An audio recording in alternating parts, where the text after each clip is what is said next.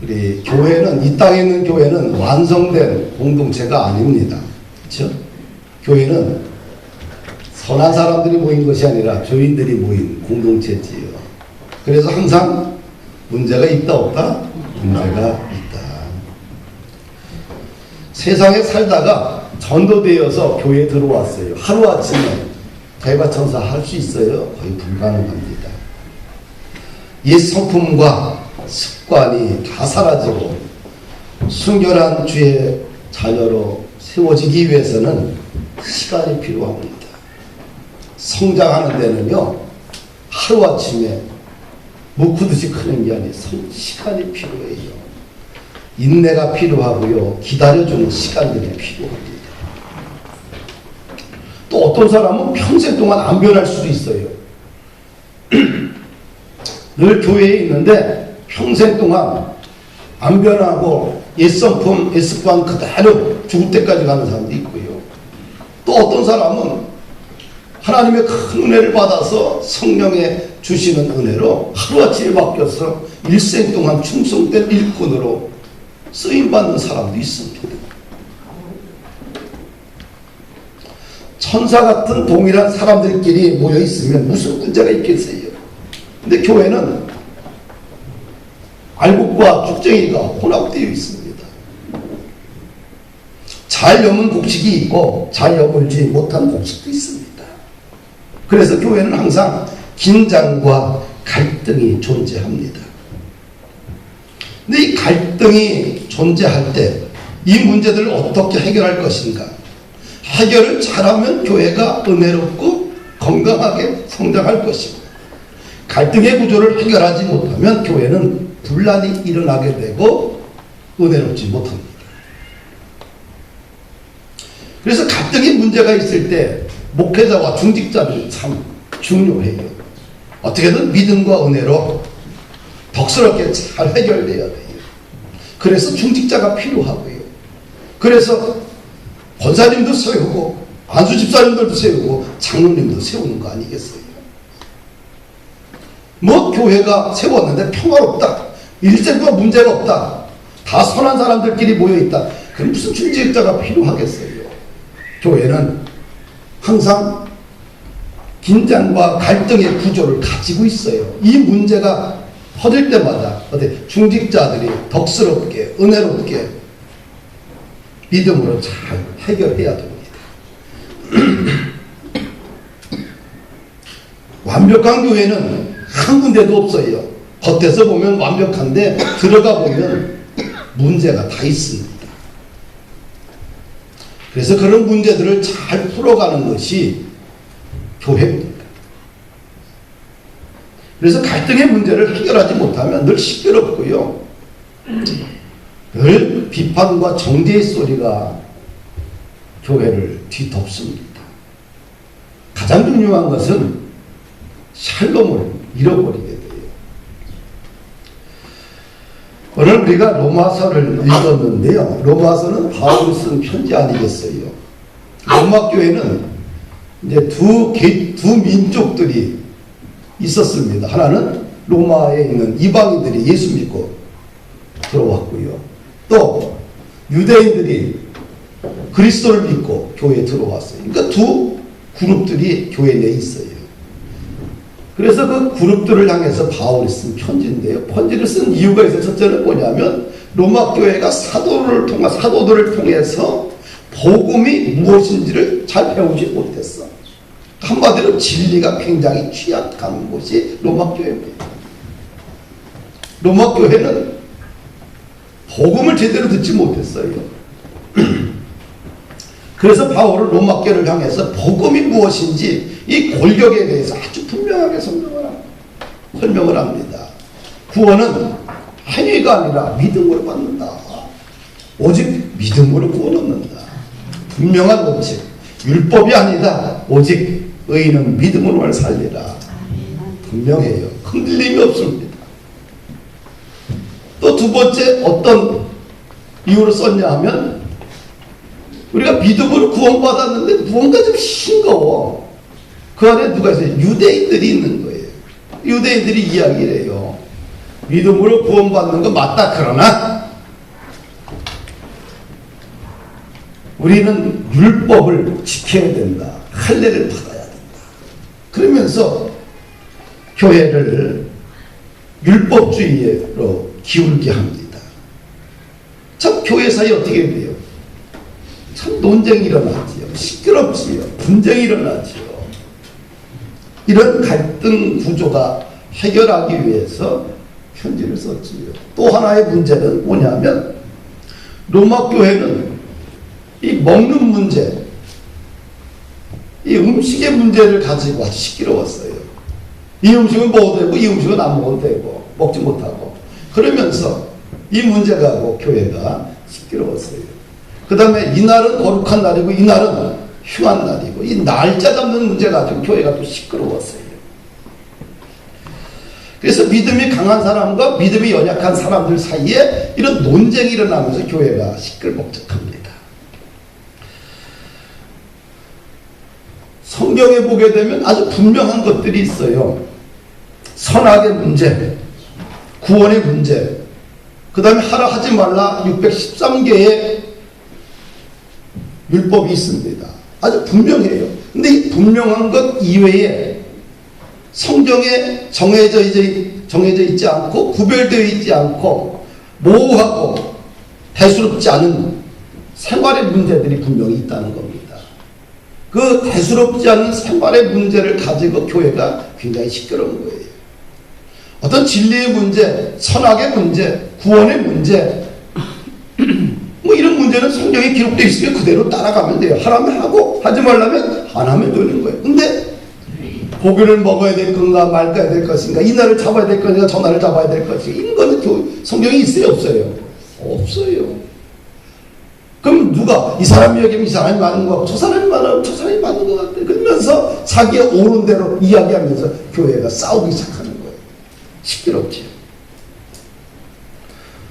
이걸 갖다가 헬라어로 아디아포라라고 그래요. 아디아포라.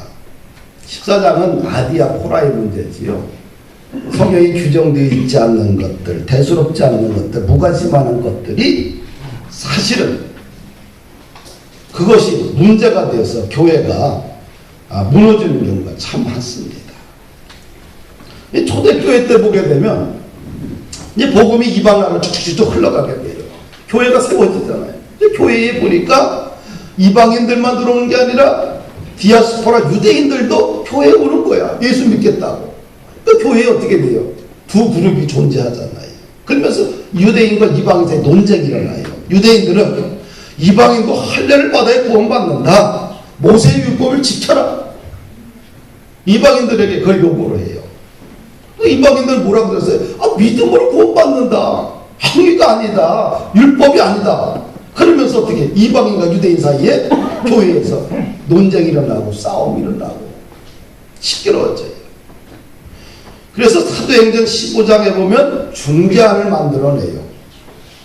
그래서 제1차 예루살렘 공의회 공적인 회의가 소집이 되는데 바울도 들어오고 베드로도 12사도가 다 있고 더 회의를 하게 돼요. 예수님의 동생인 야고보가 좌장이 되어서 회의를 진행을 합니다. 이 문제를 어떻게 해결할 것이냐?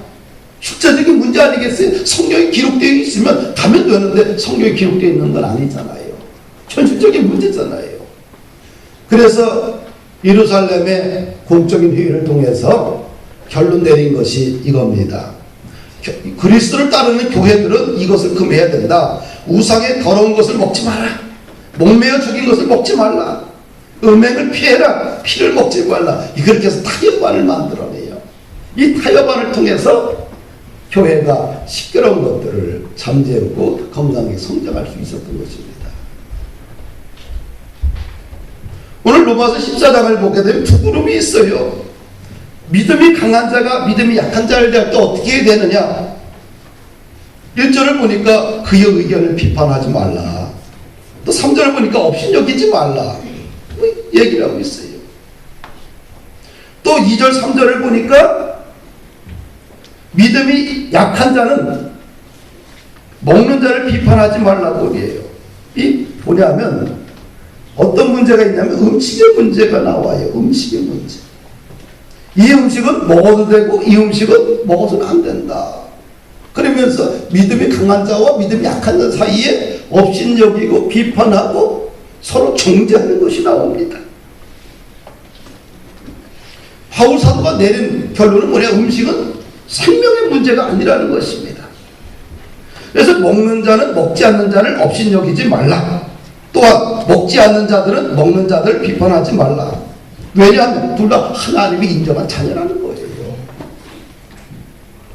전통적으로 우리 한국인들이 먹는 보양식이 있어요. 그게 뭘까요? 보신탕입니다. 과거에는 이것이 한국교회 문제가 됐어요, 안 됐어요? 안 됐어요. 왜? 애완경과 보신탕은 외관적으로 틀려요. 근데 이제 문화가, 서구 문화가 들어오면서 잘 살면서 뭐예요? 이제는 개는 그냥 개가 아니라 뭐예요? 애완견을 뛰어넘어서 이제 반려견이요. 인간과 감정을 서로 나눌 수 있는 정서적 교감을 하는 가족으로 승화돼 버렸어요. 그 개에게도 뭐예요? 유산을 물려주고 있잖아요. 아니 그 개 하나 키우는데 반려견 하나 키우는 돈이 얼마나 많이 들어가는지 모릅니다. 근데 노년의 어르신들에게는 정서적 교감할 수 있는 반려견이 있는 건 축복이지요. 외롭지 않지요. 그런데 어떤 문화가 있어요? 우리에는 전통적으로 보양식이라는 문화가 있어요. 근데 또 새로운 문화가 들어오면서 반려견이 돼버렸어요. 그러면서 교회 속에도 만약에 교회가 보신탕을 해서 먹는다. 무슨 이런 교회가 다 있냐. 이거 이상한 집단 아니요. 이거 혐오식품이 돼버렸어요. 한쪽에는 뭐예요? 무슨 소리냐? 이걸 전통적으로 먹던 보양식이요. 교회에는 두 그룹이 존재하게 돼요. 한 그룹의 말이 맞는 것도 아니고 둘 다 두 그룹의 말이 다 맞는 얘기예요. 그럴 때 이 문제를 가지고 앞으로 심각하게 논쟁이 될 수 있는 문제들입니다. 이건 성경에 기록되어 있어 없어요? 이걸 갖다 아디아포라라고 하는 거예요. 규정이 없는 것, 대수롭지 않은 것. 먹는 문제 가지고 어떻게 돼요? 심각하게 교회가 분열될 수 있다는 겁니다. 어떤 사람이 반려견을 갖고 자기의 생명 같아, 가족이야, 동생이요, 자식이요.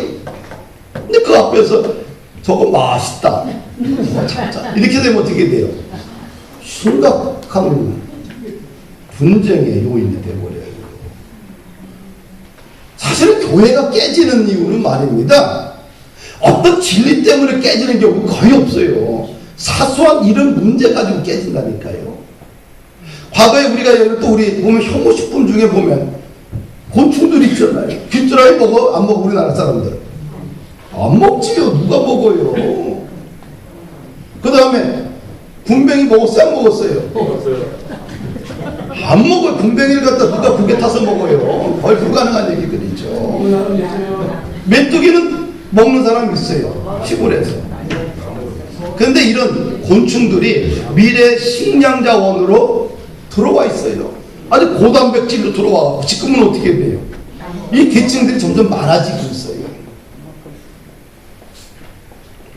이 먹는 문제는 신앙의 문제가 아니다. 신앙의 문제가 아니에요. 그래서 이 먹는 문제를 가지고 서로 비판하거나 업신여기서는 안 된다는 거예요. 왜? 이 사람도 하나님의 자녀, 저 사람도 하나님의 자녀라는 거예요. 사랑하는 여러분들, 또 이런 문제도 있죠. 우리가 제사에 음식을 차리고 제사를 드려요. 어떤 집 제사 드리잖아요, 조상에게. 근데 한쪽에는 어떻게 해요? 제사를 드리는 음식은 제사는 뭐예요? 귀신에게 전하는 거 아니겠어요? 유교문화에서 귀신들이 이 먹고 음식을 먹고 가라고 차려준 거예요. 그럼 어떻게 해요? 우상에게 드리는 음식을 먹으면 우상의 제물을 먹었다. 신앙 좋은 사람이 이렇게 생각을 해요. 그렇죠? 또 어떤 한 분은 뭐예요? 음식은 음식일 뿐이다. 절한다고 음식 중에 귀신이 들어갔느냐. 두 그룹 사이에 팽팽하게 논쟁을 하게 돼요. 답이 있어요? 없어요? 없어요. 이건 신앙의 문제가 아니라는 얘기예요. 생명의 문제가 아니라는 거예요.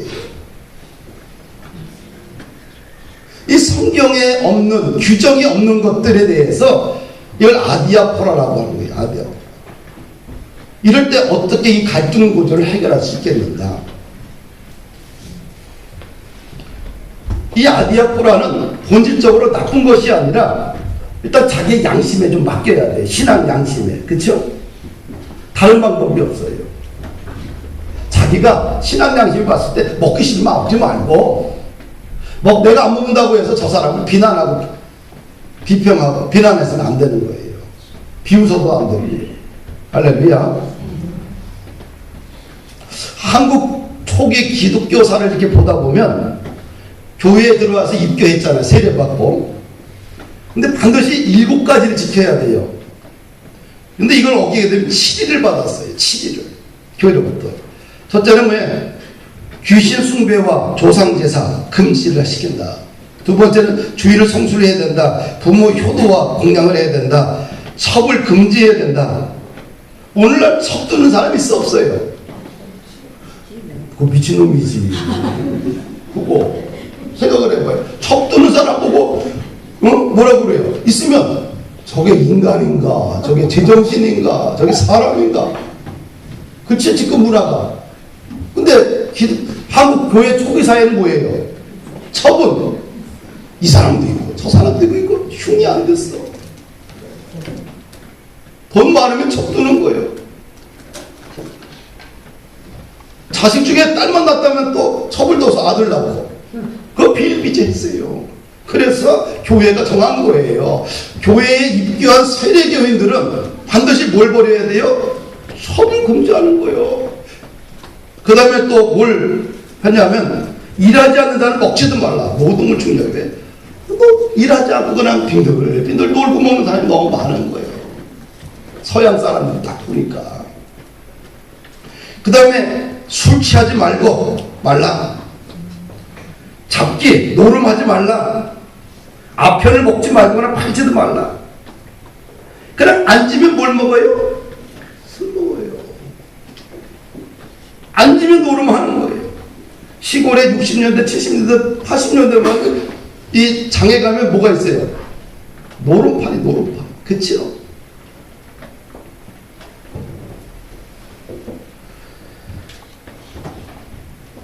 사랑하는 여러분들, 당시 담배는 뭐냐면 그냥 지금 이런 담배가 아니라 담배가 아편이었어요. 마약이었어요. 담배를 금지하고요. 그래서 예수 믿는 사람은 어떻게 돼요? 술을 먹지 말고, 술 먹으면 어떻게 한 잔으로 끝나요?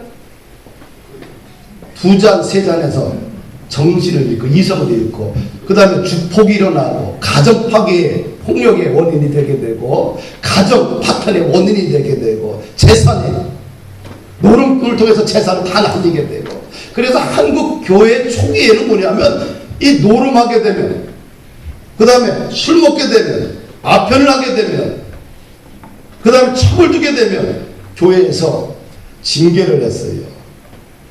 박탈을 했어요. 19세기 말과 20세기 초를 보게 되면 한국은 담배와 아편 천국이었어요. 중국을 망쳤지요. 한국의 청년들을 다 망쳤습니다. 그러니까 술이나 아편이나 마약에 중독되지 말고 맨정신으로 하나님을 알고 또 기독교 가정을 이루고 건전한 사회를 만들라. 이것이 초기 기독교가 기독인들에게 요구한 사항들입니다. 1890년대 보게 되면 한국 장로교회에서는 술 취하는 자와 아편을 하는 사람들은 세례도 안 줬어요.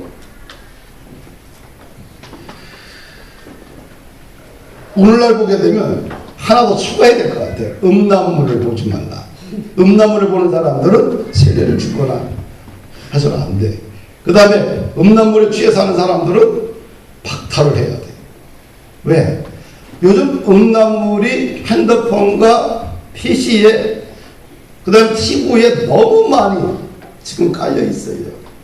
그게 중독성이 있습니다. 마약 같아요. 그러다 보면 어떻게 돼요? 마음과 영혼과 정신이 파괴돼 버려요. 결국은 어떻게 돼요? 제2차, 제3차 범죄를 저지를 수 있어요. 또 그거로 인하여서 가정이 깨어지고 건강한 가정에 대한 의식을 잃어버리게 돼요. 성경에는 규정되어 있지 않아요. 그걸 아디아포라라고 하는데 오늘 우리 한국 교회는 어떻게 돼요? 오늘 이 시대에 우리 성도들이 이 사회를 향해서 어떻게 개혁을 할 것인가, 그런 문제를 가지고 우리는 사회를 향해서 뭔가 메시지를 던져야 되지 않겠어요? 오늘날 그리스도인들은 이런 거 하면 안 된다, 이런 걸 정리해야지만 집사가 되고 장로가 되고 권사가 되고 뭔가 룰이 있어야 되지 않느냐. 너무 룰이 없다 요즘.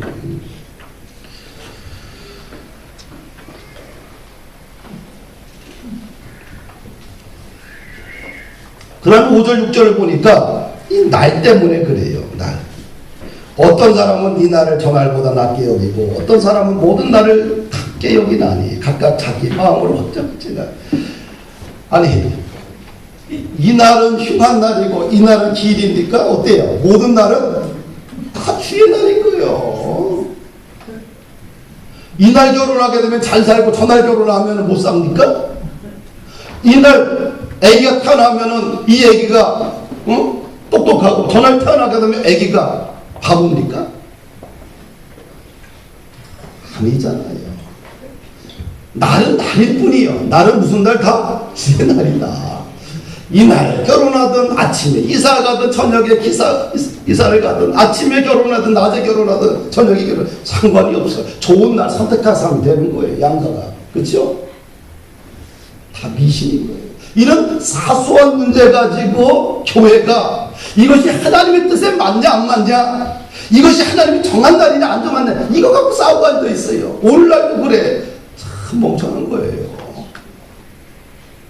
이 날은 하나님의 날이고 저 날은 하나님의 날이 아닙니까? 하나님의 날이에요. 사랑하는 여러분들, 이 성경에도 없는 이 사소한 문제 가지고 아주 교회들이 시끄럽습니다.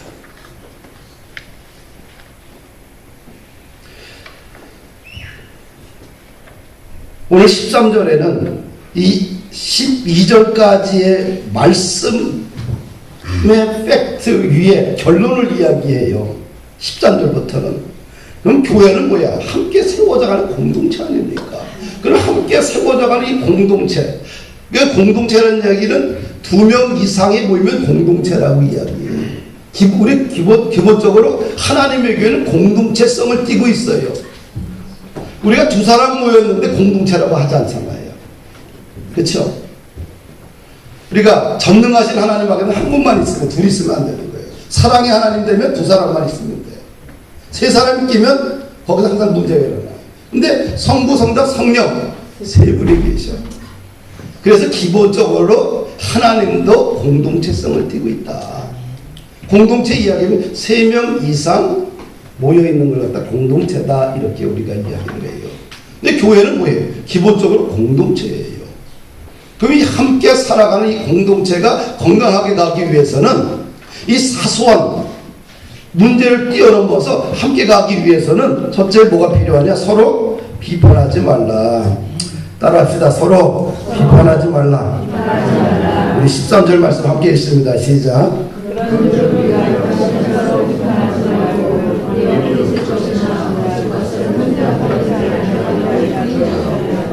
뭐 공동체가 되기 위해서는 서로 뭐라고요? 비판하지 말라.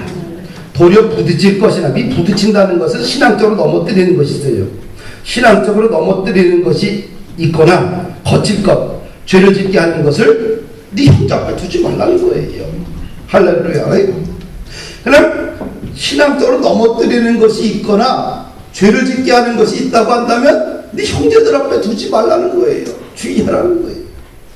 10절에 보니까 내가 어찌하여 네 형제를 비판하느냐, 어찌하여 네 형제를 업신여기느냐, 우리가 다 하나님 심판대 앞에 서리라.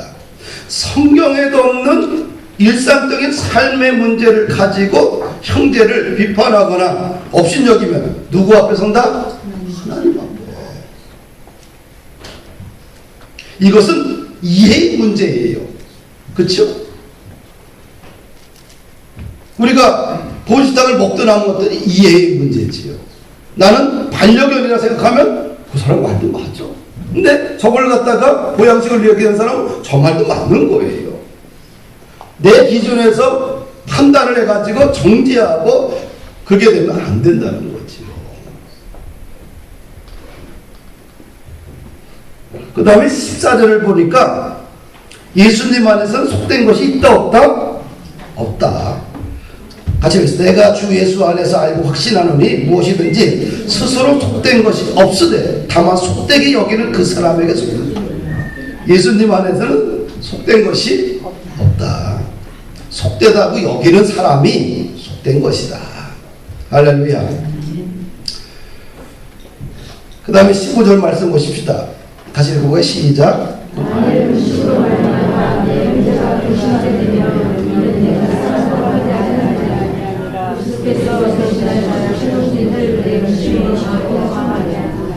음식으로 인해서 형제들 뭐라 그래? 근심하게 하지 말라.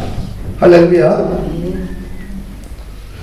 그리스도께서 대신 그 형제를 위해 죽으셨는데 그 형제를 음식으로 인해서 망하게 할 수 없다는 거죠. 나의 자유가 형제를 실족하게 해서는 안 된다는 거죠. 그렇죠? 이게 자유를 마음껏 행해서는 안 되고요. 절제가 좀 요청이 된다는 겁니다. 교회에서 시험이 드는 분야가 있는데요. 어디가 가장 많이 시험이 들 것 같아요, 여러분들? 네? 어디가? 음식, 식당, 먹는 거. 이게 아무것도 아닌데 이것 때문에 시험들에 드는 경우가 오히려 많습니다. 모든 교회가 다 그래요. 모든 것은 어디서 인심이 난다? 국간에서 나오는 거예요. 음식에서 민심도 인심도 나오는 거예요. 하여튼간 음식을 챙겨주고 안 챙겨주고 더 주고 덜 주고 이것 가지고 사실은 감정의 싸움을 많이 합니다. 그러면 믿음이 연약한 사람들이 다 보고 나서 뭐 교회가 저런 거 사서 것 가지고 싸워 뭐 이런 교회가 다 있어. 야, 수준 떨어진다. 그렇게 이야기할 수 있어요. 그러니까 힘들게 천도에서 뭐를 통해서 망한다? 음식을 통해서 망하게 한다. 음식으로 인해서 상처받고 시험받으면 사람이 마음이 있죠. 이게 굉장히 기분이 나빠져요. 이게 아주 먹는 것 가지고 그러잖아요. 그러면 사람의 마음이 어떻게 돼요? 굉장히 옹졸해지고 기분 나빠져요. 그래서 힘들게 전도해서 세운 사람을 뭐를 통해서 망하게 하지 말라. 음식을 통해서 망하게 해서는 안 되는 거예요. 교회들마다 이것 때문에 시끄러워요. 진짜예요. 하도 시끄러우니까 교회가 어떻게 돼요? 그냥 사먹어라. 그래서 주변에 음식점과 계획해 사먹게 하고, 교회를 갖다 큰 교회는 어떻게 돼요? 외주업체가 들어와가지고 하고 돈 주고나 사먹는 거. 얼마나 시끄러우면.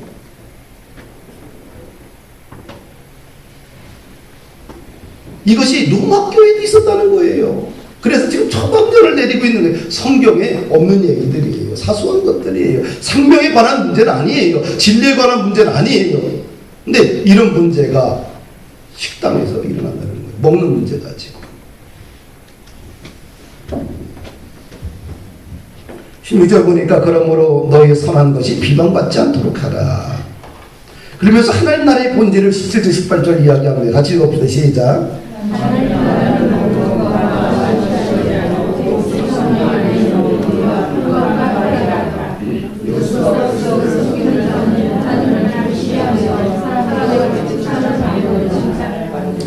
하나님의 나라는 먹고 마시는 것이 아니라는 거예요. 우리가 기억해야 돼. 하나님의 나라는 그냥 먹고 마시는 것이 전부가 아니요. 하나님의 나라는 오직 성령 안에서 의와 정의와 평화와 희락, 기쁨이라는 거예요. 할렐루야. 하나님 나라의 진정한 관심사는 음식물과 같은 의적인 것이 아니라 죄인들이 예수 믿고 하나님 중심으로 바르게 사는 것이 하나님 나라입니다. 이런 분들은 하나님을 기쁘시게 하고 하나님에게도 칭찬을 받는다고 말하고 있습니다. 그래서 비본질적인 것을 가지고 감정의 소모를 좀 하지 않았으면 좋겠다. 그래서 우리는 하나님 나라와 뜻에 교회는 몰입해야 돼요. 이 사소한 것에 몰입하게 되면 감정 싸움이 일어나. 이 감정이 상하게 되면 다 무너져. 교회가 말이에요. 그것만 안 해도 교회는 성장이 돼요. 교회는 이 사소한 것들, 이런 것들에 목숨 걸게 되면 교회는 무너져요.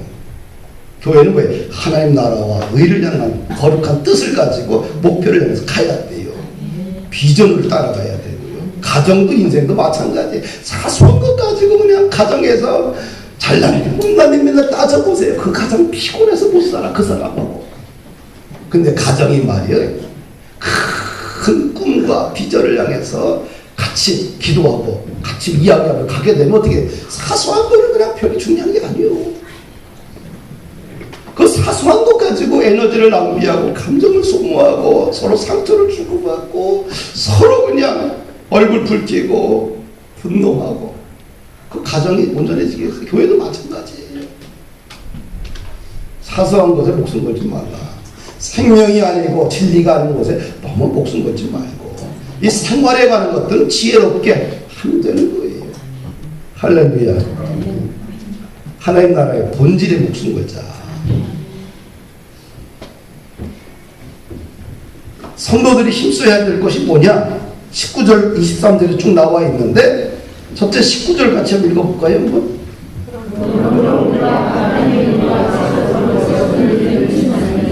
뭐라 그래요? 화평하는데요. 성도들이 힘써야 될 것 왜? 화평이에요. 평화, 샬롬입니다. 예수님은 무슨 왕이에요? 평화의 왕이잖아요. 예수님이 이 땅에 오실 때 천사들이 뭐라고 외쳐요? 하늘에는 영광이, 땅에는 평화. 그러니까 예수님의 본질은 평화주의예요. 평화. 우리 그리스도인들은 왜 평화를 만들어 삼고 살아야 돼요? 교회에서 평화를 만들어내야 돼요. 가정에서 평화를 평화를 만들기 위해서는 뭐예요? 죽어줘야 돼요. 그렇죠? 평화의 반대가 뭡니까? 폭력입니다. 폭력. 폭력이 꿈과 칼과 총으로 죽이고 싸워야 폭력입니까? 언어 폭력도 심각해요. 교회 내에서도요. 하여튼 평화를 깨는 어떤 것든지 말해 이 언어 폭력도 사라져야 돼요. 평화를 깨치는 것은 사단이다. 평화가 깨진 폭력적인 집단은 행복하지 않습니다. 그래서 교회에서 이 언어 폭력, 평화를 깨는 이 언어 폭력을 우리 조심해야 돼요. 그래서 말을 잘 다듬고 살아가는 것이 여러분이나 나나 여러분이나 신앙의 인격이 그렇죠? 그래야 그래요. 언어로 평화를 깨뜨리고 언어로 비판하고 언어로 정죄하고 언어로 나누고 언어로 분열시키고 언어로 사회를 이간질합니다. 언어. 그래서 이 언어 관리를 좀 잘해야 돼요. 신앙은 주여 믿습니까? 라고 외치고 소리 기도한 거 끝나는 게 아니에요. 어디? 이 언어 관리를 잘해야 돼요. 최소한 권사님, 안수집사님, 장로님, 목회자 정도 되면 언어 관리가 품격이 있어야 돼요. 그렇죠? 언어를 정말 품격 있게 써야 돼요. 왜? 언어를 통해서 감정 상해요. 언어를 통해서 사람을 얻기도 하고요. 언어를 통해서 교회가 잘 되기도 하고 언어를 통해서 교회가 무너지기도 하고요. 이 언어라는 게, 말이라는 게 그렇게 중요해요. 그래서 우리의 말에 뭐가 있어야 된다? 성령이 기름 부어주시고 신앙의 인격이 좀 묻어나야 돼요. 할렐루야. 그래서 말을 좀 함부로 하면 안 됩니다. 예의 있게 좀 대하자. 예의 있게. 서로를 예의 있게 대하는 게 참 중요해요. 그것이 한국 교회를 살리는 길 아니겠는가. 요즘 너무 말이 많아요. 교회들이. 너무 시끄러워요. 왜? 말 때문에 다 문제가 생겨요. 그래서 우리 언어 속에 왜 신앙의 인격을 좀 다듬자. 예? 좀 품격을 좀 높이자. 저도 그렇고 여러분들도 함께 그랬으면 좋을 것 같아요. 그 다음에 성도들이 힘써야 될 것은 뭐예요? 덕이다. 덕을 세우라. 그렇죠? 대부분 교회에서 분쟁이 불씨는 대수롭지 않는 일들입니다. 사소한 것들입니다. 이것들이 불씨가 되어 교회를 흔듭니다. 결국에 서로 상처만 남아요. 결국은 모든 것은 덕이 되느냐 안 되느냐, 그렇죠? 판단 기준 본인이 알까요 모를까요? 알아요. 덕. 하여튼간 덕스러워야 돼요. 하여튼간 덕을 세워야 됩니다. 그 다음에 20절 말씀 같이 읽읍시다. 음식으로 말미암아 하나님의 사업을 무너지게 하지 말라. 만물이 다 깨끗하되 꺼리낌으로 먹는 사람에게는 악한 것이니라. 21절 고기도 먹지 아니하고 포도주도 마시지 아니하고 무엇이든지 내 형제를 꺼리끼게 하는 일을 아니하게 한다. 음식으로 뭘 무너뜨리지 말라? 하나님의 사업을. 따라합시다. 음식으로 하나님의 사업을 무너뜨리지 말라. 하나님의 사업을 무너뜨리지 말라. 할렐루야. 음식으로 하나님의 사업을 무너뜨려서는 안 됩니다. 만약에 내가 내 술로 인해서 내 그리스도의 형제가, 연약한 형제가 상처받는다면 술을 끊어야 될까 끊어야 될까요? 끊어야 돼요. 담배, 권사님이 됐는데 담배를 딱 피고 있으면 덕이 될까 안 될까요? 하여튼간 먹는 음식이든 피는 음식이든 보는 것이든 어떻게 돼요? 이것을 인해 하나님의 나라가 사업이 무너져서는 안 돼요. 할렐루야. 내가 먹고 내가 보고 마시는 것이 하나님의 나라가 무너져서는 절대로 안 돼. 하나님의 사업이 더 중요해요. 그럼 내가 절제해야 되고 내가 안 해야 되는 거예요. 그래서 하나님의 사업이 온전하게 세워질 수 있도록 살아가야 되지 않겠어요? 이것이 오늘날의 문제뿐만 아니라 로마 교회도 동일한 문제를 가지고 있었다는 거지요. 바울이 할 일 없어서 한 장을 16장 로마서를 16장을 내는데 한 장을 여기에 대수롭지 않은 일에 대해서 먹는 문제, 날짜 잡는 문제, 마시는 문제 가지고 이야기했을까요? 왜? 너무 분란이 일어나니까 그래. 이거 가지고. 그래서 16장 중에 한 장을 배려해서 쓴 거예요.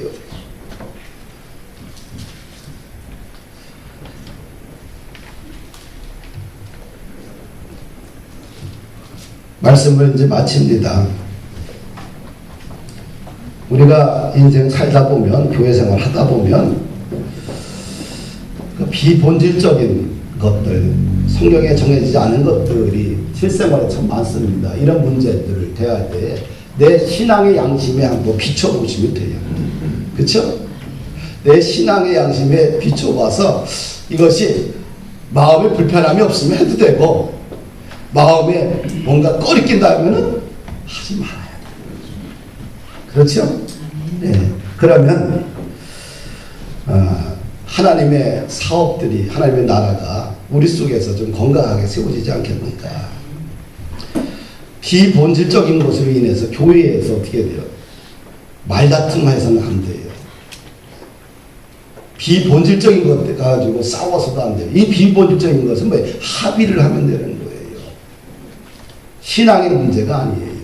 그렇지? 영적인 문제가 아니에요. 그럼 어떻게 돼요? 사람과 사람 사이에 모여서 합의를 보면 되는 거예요. 합의해서 좋은 쪽으로 방향을 잡아서 가면 되는 거예요. 이거 가지고 교회가 시끌벅적하면 안 되는 거예요. 왜? 한국 교회가 지금 그러고 있어요. 복음전도 때문에 싸우는 게 아니라요. 이런 사소한 문제 가지고 난립해 있어요. 그래서 우리 부른 교회는 비본질적인 것에는 좀 서로 합의를 통해서 건강하게 서로 세워주면서 가고, 본질적인 것에 하나님의 사업에 좀 함께 더 열심히 뛰어가는 그런 교회가 되기를 주의 이름으로 부탁을 드리겠습니다.